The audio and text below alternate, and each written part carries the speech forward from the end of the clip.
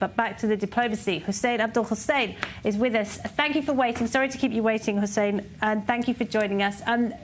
Just talk us through the implications of the fact that this hostage release was secured in direct talks between the United States and Hamas. Israel was not involved. What do you make of it? Well, I make of it a worrying trend because apparently this is not only a single issue where the U.S. didn't consult with Israel. We've also heard that when the U.S.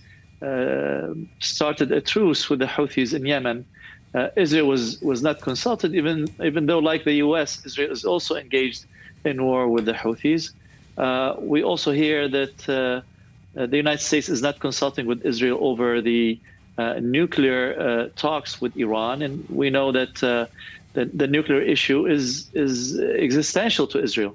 So it looks like a part of a pattern where Washington just decides what to do, and more often than not, I mean, sometimes what Washington does is in the interest of Israel, but even if so, that's not how allies and friends deal with one another. The basic rule of allies is for them to be coordinating, to be in touch, to be aware of what the other doing at all times. Is this a major diplomatic win for Qatar? Well, I think Qatar is having the best week of its year this year so far. This is being one of them, of course, placing itself as the mediator at the time.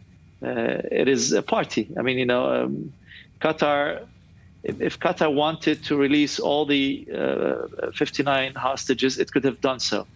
So now Qatar is just playing politics, and they're aware, or they are trying to split, to divide and conquer the United States and Israel. And by the way, this is not only the Qatari policy and media, this is also the Iranian policy and media. If you look up Iranian media, you will see that at all times they are trying to make nice with the U.S.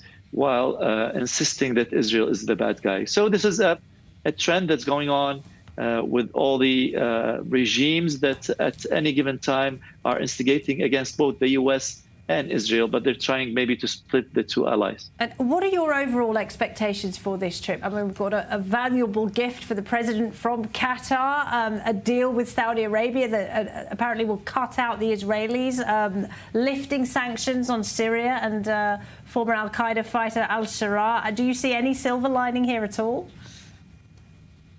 Well, not to take away from the, greatness of this event, let me just say that all the capitals of the region, including the capitals of the Gulf, except for Qatar, all of them are waiting for the results of nuclear talks with Iran. None of what will be said over the course of this week will count much, depending on how things unfold with Iran. If there's a deal, then whatever they say tomorrow will be different.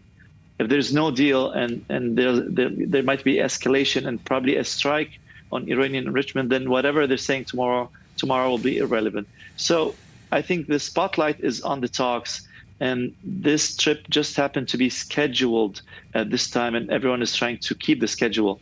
But I think all eyes are still on what's going on with Iran. Hussain, thank you very much. Hussain Abdul-Hussain there at the FDD. Thank you.